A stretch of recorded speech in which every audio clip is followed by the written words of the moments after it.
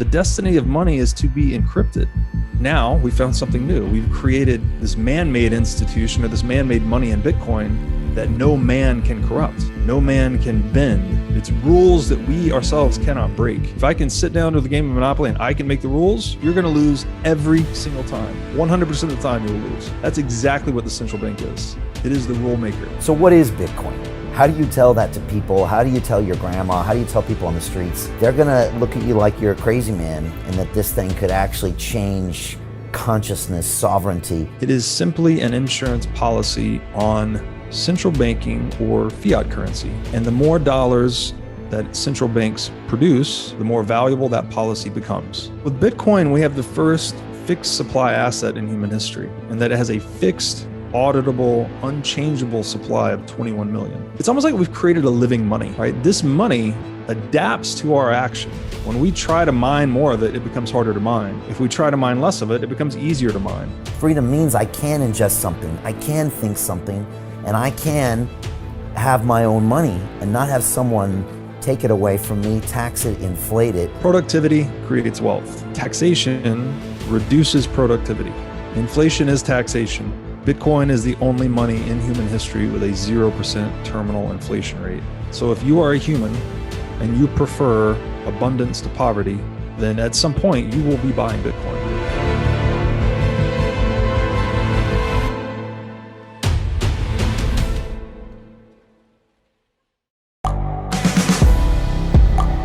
The world is changing. Inspiration is everywhere. It has never been so easy to connect, share, and bring people together. We're learning from others and finding the best in ourselves. Challenging our beliefs. Sharing our vulnerability. Overcoming our fears. Transforming ourselves so we can transform the world. How far can we go?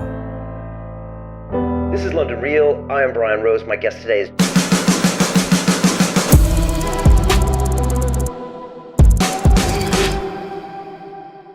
This is London Real. I am Brian Rose. My guest today is Robert Breedlove, the philosopher, writer, freedom maximalist, and Bitcoin-focused entrepreneur. You are the founder and CEO of Parallax Digital, a crypto asset consultancy firm, and host of the What is Money podcast, where you hold conversations with some of the deepest thinkers in the digital world. You've described Bitcoin as a, quote, humanitarian movement exposing the greatest con in human history, that of central banking. You believe that by learning about the connection between honest money, entrepreneurship, and civilization, we are renewing hope for the future of humanity. And you believe Bitcoin is the greatest tool for human freedom ever created, and predicted that by 2031, it could be worth $12.5 million a coin. Robert, welcome to London Real. Brian, thank you so much for having me. Hey, it's great to have you here. I'm super excited to go deep here and maybe zoom out a little bit, because for the past 6 months, we've just gone really heavy into crypto assets and DeFi, and we've kind of got in maybe into the details. We've had Michael Saylor here talking about his kind of paradigm shift or parallax shift. Jeff Booth was here last week, kind of blowing my mind on inflation, deflation. I know you're a fan. Raoul Paul, we've gone into protocols. I've had like the founder of AVAX was here this week, and I think it's worth zooming out. And so that's why I'm glad you're here today. It's a question I ask my students in the DeFi Academy all the time. I say, what is your relationship with money? And we've always at London Real been kind of looking into this unspoken phenomenon that is money. We've had Robert Kiyosaki on here multiple times, and he said to me in the studio, he said, Brian, poor people work for money, rich people make money work for them. And strangely enough, if you look at our 1,000 episodes over 10 years, Robert, a chunk of them are trying to understand what money is. And they're some of my most popular episodes. And yet I feel like we've always been looking at it maybe through the wrong lens, which is right. It's great to have you here. Also, we've always been questioning paradigms, whether it's talking to Jordan Peterson in the studio or talking about psychedelics or going through human movement to question what's going on in our brains. So I think it's perfect that you're here today. I've spent a lot of time with Dennis McKenna and his brother Terrence McKenna, who used to live in Hawaii like you. I think he once said, "I don't know who discovered water, but it certainly wasn't a fish." And I feel like sometimes we're so stuck in this, paradigm of money that we don't even know what it is sometimes. And that's why it's great you're here today. So I want to jump into this. I figured we might want to do this in kind of three parts. Maybe first talk about what is money, then maybe what is Bitcoin and what is the future. You got some deep questions on this and our thoughts on this. Before we get started, something hit me the other night and I had to tell you. I know you've got young children, and I do as well. And I was reading a story to my two boys the other night. They're 4 and 5 years old, and they love pirate stories. All right, so there's the pirate, there's the ship, there's the gold. There's always some conflict. And my son Caden said to me this, Robert, and I think you might like this. He said, "Papa, why does the pirate have a treasure map?" And I just stopped and I thought, why does he have a treasure map? And after a minute, I thought, well, because he doesn't have Bitcoin. And it was just, it's this weird thing. Because why does he? Well, because the value that he really wants, he can't carry with him. He's got to hide it. He can't have fiat currency. Anyways, there's a lot of things to unpack there. But I thought it was a good question. And maybe this episode will answer that question for him, maybe 10 years when he watches it. So anyways, great to have you here. Curious on those thoughts. And I'm probably going to start with the greatest question that I think you like being asked, which is, what is money? And what do you think about some of those thoughts I just mentioned? That's great. I like to hear that your son is already thinking deeply about this topic. That tells me he will not be disillusioned by the world around him as he grows up. That question, the reason I named the show that question is because kind of twofold. One, there are many answers to the question, what is money? It is not as simple as it may seem. And two, I guess I'm making kind of an attempt at Inception in a way. If you've ever seen that movie where they plant the idea, I'm trying to just plant this seed in the minds of people. It's like, just ask yourself this question. If I could just get people to walk away with this inquisitive nature about money, I think that is a gateway into this rabbit hole that then unlocks a lot of other important questions, like what is value, what is government, what is society, et cetera. So one of the answers I'll give, which I think you've already alluded to well, is money is the economic water in which we all swim. There's this great commencement speech by, I think it's, I forget the name of the guy, but he's talking about this this is water speech, where he says there's a young fish swimming by an old fish one day, and the old fish says to the young fish, "Hey guys, how's the water?" And the young fish kind of looks at him funny, and they swim on by, and then one young fish says to the other, he goes, "What the hell is water?" It's something that we think through more often than we think about. So this is the psychotechnological aspect of money. So just like literacy and numeracy are part of our cognitive software, money too is very much embedded in our mental architecture. It's a little bit interesting though, because literacy and numeracy, clearly these are just psychological tools that we're using, but money is kind of a hybrid, right? Money, it has a psychological aspect to it, but it also has to have rooting into the real world, right? There has to be some thermodynamic bridge, something to substantiate money. It's not purely a mental construct that we can just arbitrarily toy with, despite central bankers' best wishes and efforts. Another way to think about money is that it is a contract with the future, actually. So, and this gets into the aspects of money as kind of a marketplace emblem for time itself, for human time. So clearly, we all tacitly know this. We go into work, or we start a business, or we engage in some entrepreneurial effort, sacrificing our time, our energy, our effort to obtain money, right? So we're trading basically labor for money. And then if we have rendered value to the market, or we've provided favors to the marketplace that it finds valuable, we can then take that money and redeem it for similar sacrifices from others, right? You can go to the restaurant and order your food, or buy your car, or whatever. So in this big global macroeconomic game, we're basically trading favors with one another. And money becomes this social contract with the future that I can reliably go out and exchange my time, effort, and energy for this token that will hold that value across time such that I can redeem it from others in the future. So there's a couple of answers there. And then, I would like to speak to the treasure map too. That the pirate with the treasure map, I think this points towards the destiny of money, actually. Money it has to be encrypted somehow. Even gold historically, right? The reason gold became money, and there's a long history there, but one of the main reasons is that the alchemists weren't successful. We could not figure out how to create gold from lead or anything else. So the supply of gold was rigid. No matter how much time, effort, energy we poured into it, it was the commodity whose supply increased the most slowly and predictably, which made gold the ultimate store of value historically, for a number of other reasons as well, but we'll just focus on the supply aspect. That meant that gold's formula effectively was encrypted, right? By chemistry or physics or whatever way you want to look at it. No one could crack the code on gold. Right. So it is the destiny of money to become encrypted.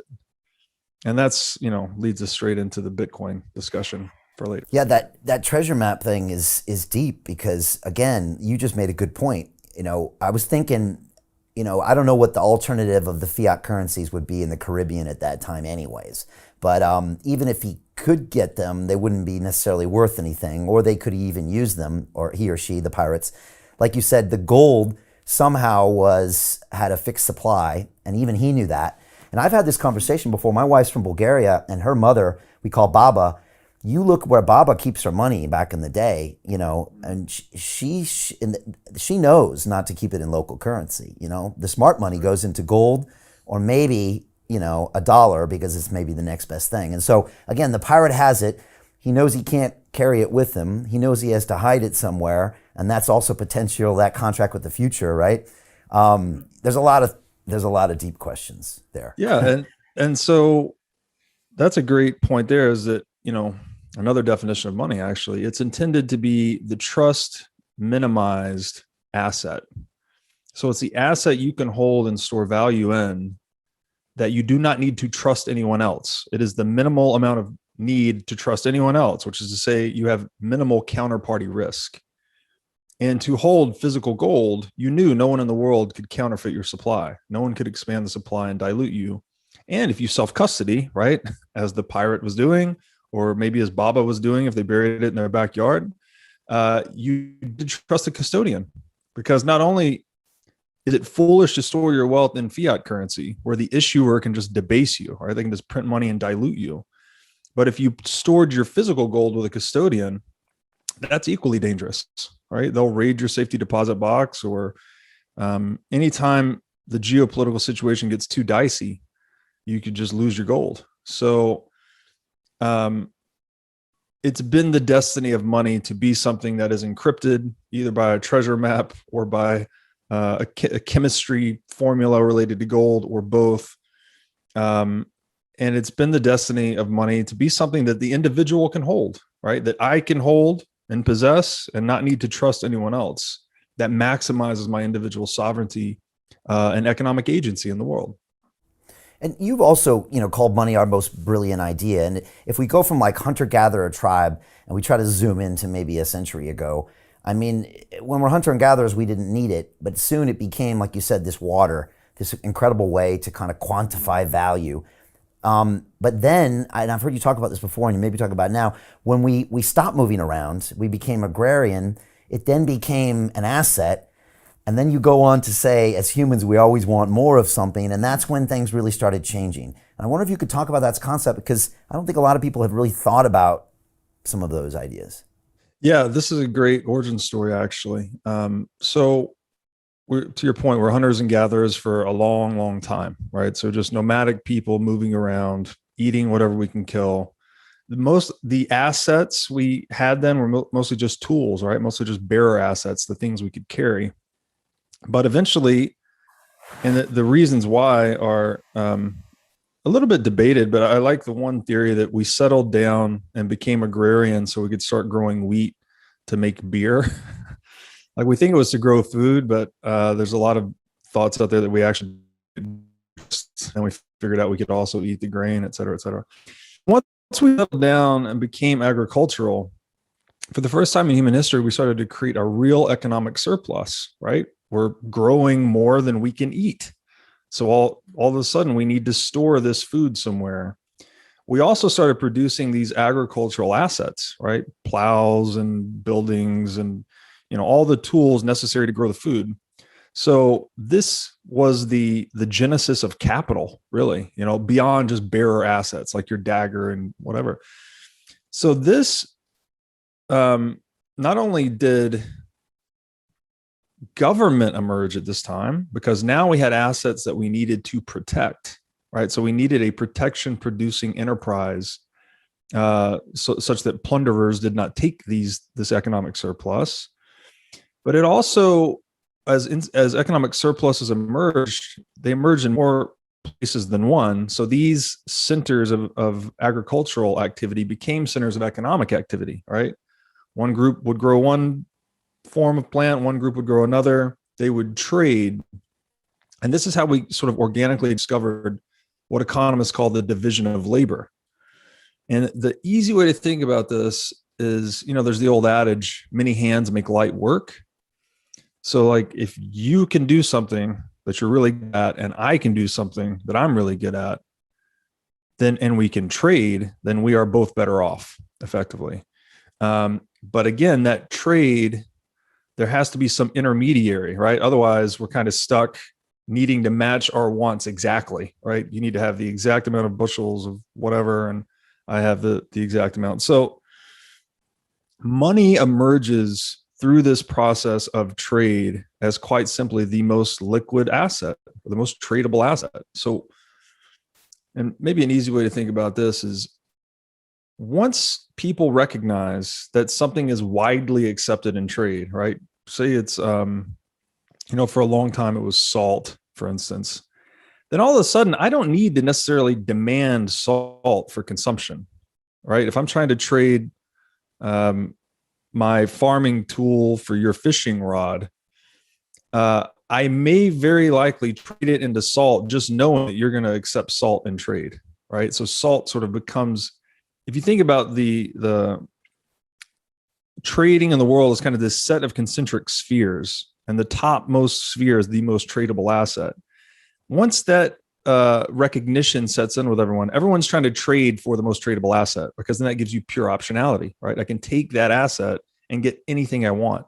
No matter what want I have to satisfy, I know that I could swap salt if salt is money for that thing.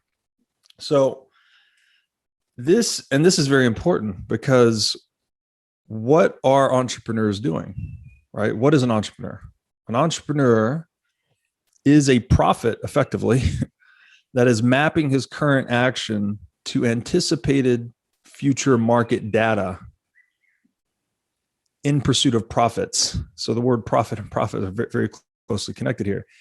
To deal with the uncertainty that an entrepreneur faces, what is the ideal solution to uncertainty? The answer is options. You want as many options as possible. And this gets us to another definition of money, which is an instrument of pure optionality in the marketplace. It can literally be redeemed for any good or service that any market actor can produce. So I think I like that origin story about the agricultural age, because it points not only to the emergence of the state, but also to the emergence of money more generally. And it also introduces a strange component. I forgot, there was this movie when I was a kid where it was this really popular movie around the States where it was kind of a comedy, but it charted this tribe in Africa that had a Coke bottle dropped in. And once the Coke bottle dropped in, it was a scarce asset, and they used it, and then people saw it and they became greedy, and it changed the whole social structure. And so you kind of implied that once we got agriculture and once we got assets, then humans wanted more. And then in that pursuit of wanting more, we start getting into the issue with central banking and inflation, et cetera. Maybe you can explain that link a little bit better, because you have that same thesis that as humans, we always want more. We always want something that we don't, what is it? Nothing. For nothing, right? That's an important core thesis of everything you're saying, because a lot of people either don't want to agree with that or don't want to think about that. But that is part of the root of the problem of what we're even talking about here, right? Yes. Well, it's the thing that's kind of paradoxical or maybe ambivalent, you might say, is that, and there's a whole deep metaphysical conversation here, but I want, where should we start?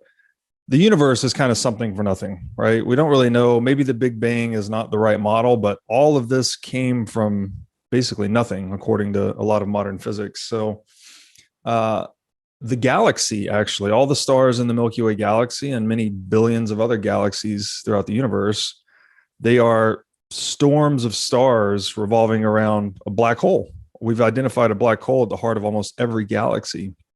So there's something revolving around, nothing, the ultimate nothing. And in man, the heart of man is never satisfied. So there's this black hole in all of our hearts, effectively, that's driving us to pursue something for nothing, right? We always want more, frankly. And it's ambivalent because it's driving the entrepreneur, right? The entrepreneur is trying to brilliantly, elegantly, but sort of lazily solve problems, right? I just want to create a tool that will let me leverage my efforts, right? Let me accomplish greater aims with less effort. That's it. That's the other pursuit of the entrepreneur. So to get something for nothing through innovation or trade, right? That's a pursuit. But if you cross this kind of moral line, you can also get something for nothing by stealing or being violent or aggressive. So it's this ambivalent black hole in the heart of man, I think, that drives economic activity in the world. And to get back to, I'll branch this into central banking, and this is very broad strokes because we're covering a lot of human history briefly. But so in this pursuit of something for nothing, we're trading, we're innovating, something emerges as the most tradable asset in different economic networks across the world. But as these economic networks start to interconnect themselves, especially in like 18th, 19th century, when we start to develop telecommunications, the world starts to become kind of one big mind, effectively. And so market actors, through their voluntary action, are pursuing a form of money that best provides 5 services. And this is, you can think about this as the properties of money, or just the services that market actors seek in money itself. And this is an important point too, that will help us with Bitcoin later. People often get really hung up on physical goods, like what is this physical good? But a better way to think about the economy is that all market actors are seeking are services ultimately, right? I don't care about the physical Tesla. I care about how fast it can move me. I care about what form of status representation it gives me. There are services that car are rendering to me. That's what I'm actually demanding. It has nothing to do with the physical object itself. Right. Now, oftentimes those services need certain physical features, but it's the services ultimately that matter. So that's an important point to remember. In money, we're seeking a tool that provides us 5 critical services or properties. It's divisibility, durability, recognizability, portability, scarcity. We can go into detail on that after if you like, but essentially monetary metals best satisfied those 5 properties, right? As a tool, they were the most divisible, durable, recognizable, portable tool available historically. Of the monetary metals, gold was the most scarce, which is to say that, as we said earlier, its supply was the most predictable. It was the hardest supply to change. Therefore, it was the most inflation resistant money. Therefore, it's the best store of value in the world, right? And we all know that, right? Everyone knows gold is a great store of value. It's valuable.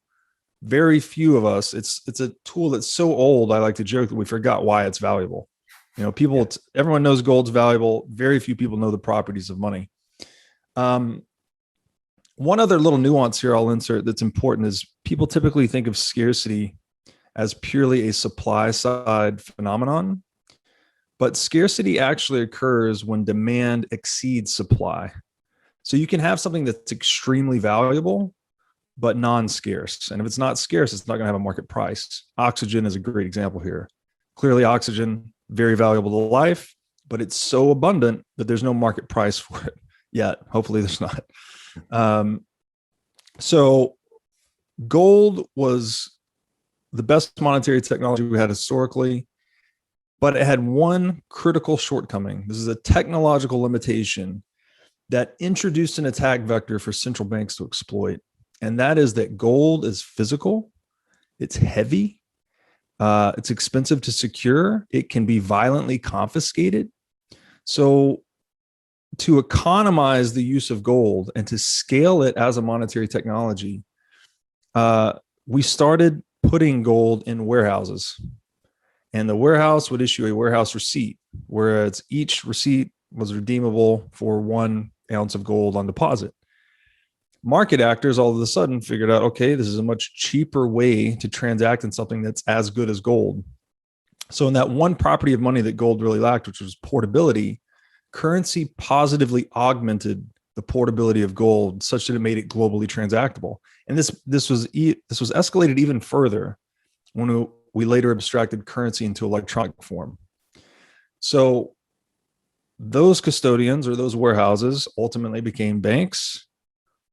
And again, just due to the economies of scale, right? The more you can centralize gold, the less fixed cost you have related to its abstraction into currency, the more efficient and cost effective it is to use gold as money. So this was great. This allowed us to have all of the desired services of money properties were now gathered into a single technology, which was gold-backed currency. Wonderful. Right. What's the problem? Money needs to be trust minimized, right? We're looking for the trust minimized asset of exchange. What have we just done by abstracting gold into a currency? We've introduced the need to trust the issuer or the warehouse. We now have to trust these guys that hold the keys to the castle or the keys to the gold, so to speak, not to print more money than their gold reserves can justify, not to commit a contractual fraud with their customers, because that's what each paper certificate represented. Each banknote was redeemable for a certain unit of gold. If they issue those banknotes in excess of their reserves, it is a contractual fraud with their customers. Well, turns out the monopolists on violence, the state and the government, quickly figured out, as a means of getting something for nothing, all they had to do was target these centralized custodians of gold. And this basically served as a near limitless revenue source for government, right? If I can just break into or monopolize, it's not like a physical break in and shakedown. Typically, they just allow banks to suspend redemption of gold, right? Where the customers can't get the gold out. And then the government will take over the issuance of the currency. It will become a sovereign currency. Then they'll print way more promises to gold than they actually have gold. And they'll defend that asymmetric privilege with force, violence, coercion, compulsion, and the like. And that's really what gets us into the age of central banking. The most recent example of this was post-World War II. The United States enters the theater of war late, declares itself victorious, holds the Bretton Woods Conference, says gold, the dollar will be pegged to gold. Every other international currency will be pegged to the dollar. Countries accept this largely because they don't really have a choice. The U.S. holds the most gold. They have the dominant military force in the world. And they also accept it because there's this pretense of being able to redeem their currency for dollars and in turn for gold. So they could call bluff of the U.S. if they were irresponsible with monetary policy.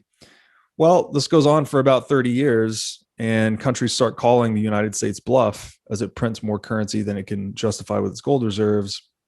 And around 1970, Germany tries to repatriate some gold.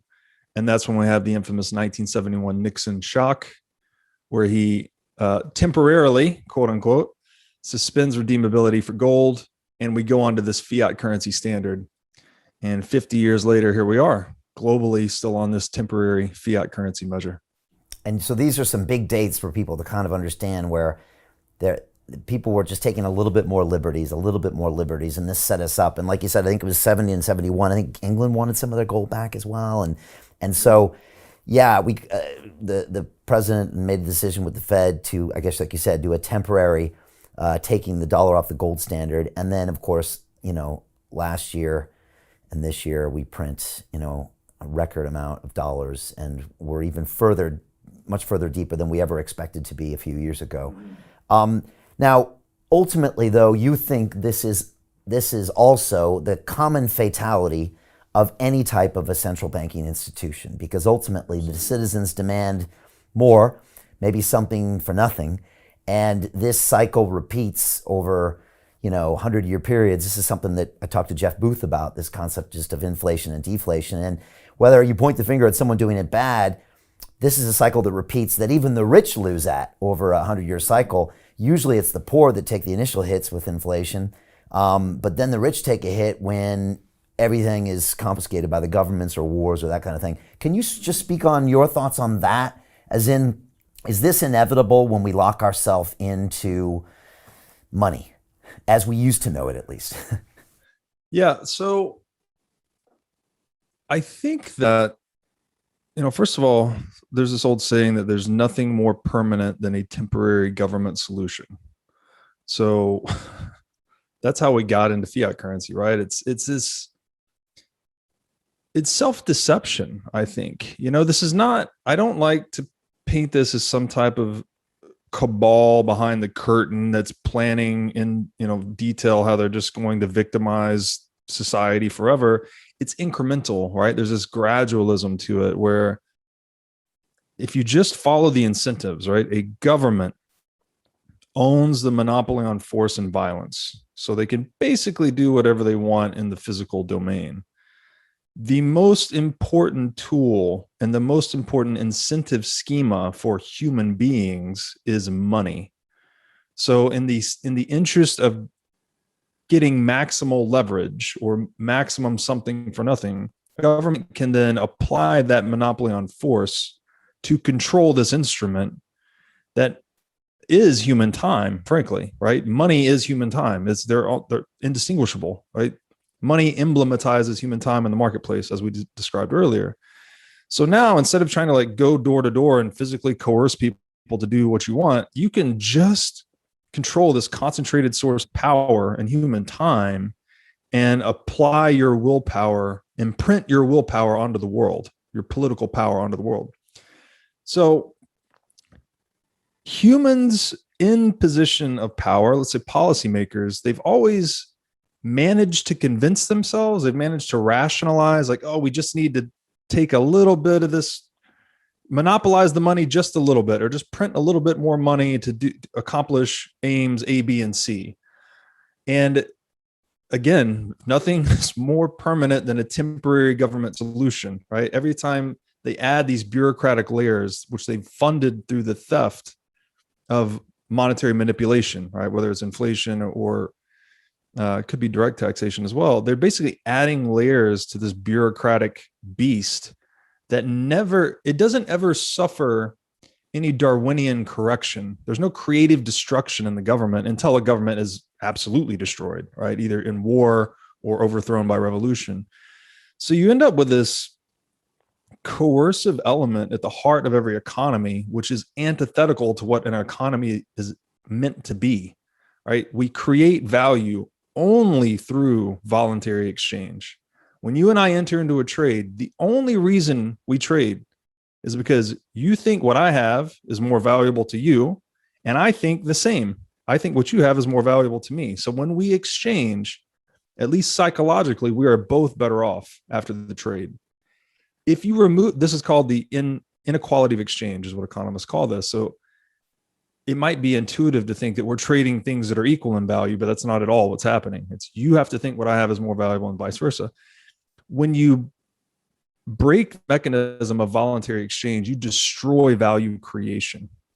So when you engage in involuntary exchange, which is to say theft, coercion, compulsion, violence, you are destroying value.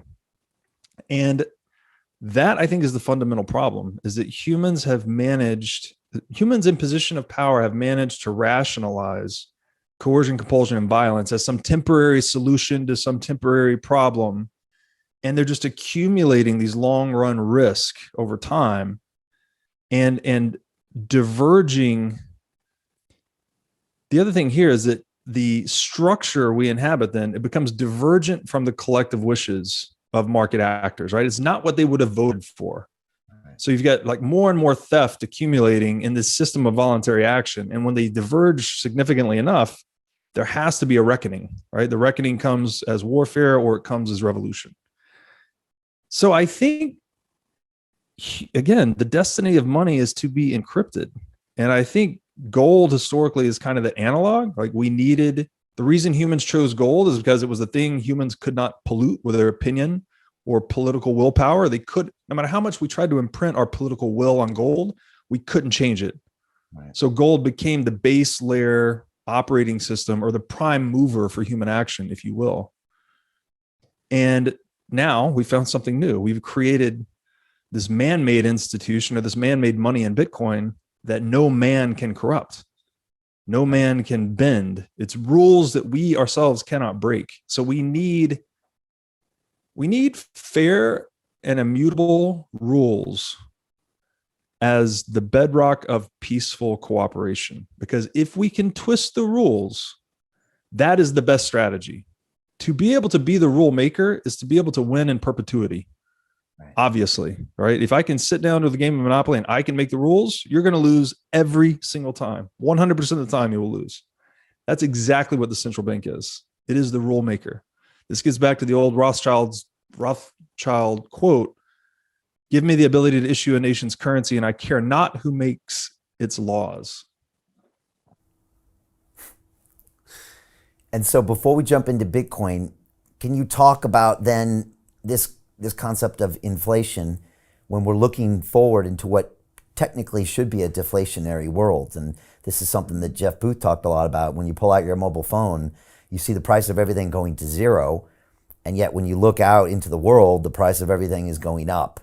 And so maybe we just finish with inflation before we jump into the phenomenon of Bitcoin and what it means and how maybe it is the only thing that can keep us honest as humans. What are your thoughts on how do you explain inflation to people? Because most people don't get it. I mean, here in the UK, the government sent out furlough checks and everybody was celebrating that fact.